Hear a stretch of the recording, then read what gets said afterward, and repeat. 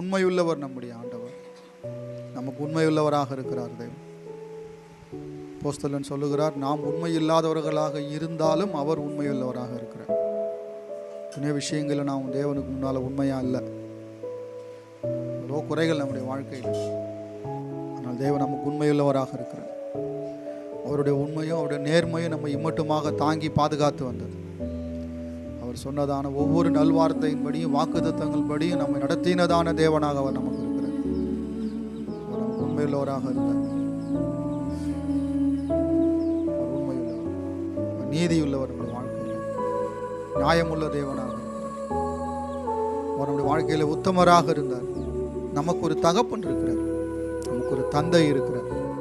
பரமண்டலங்கள் இருக்கிற எங்கள் பிதா, சும்மா பேர் கிடையாது அவருக்கு. பிதானா நம்ம சுமக்கிற நம்முடைய தகப்பனாக இருக்கிறார்.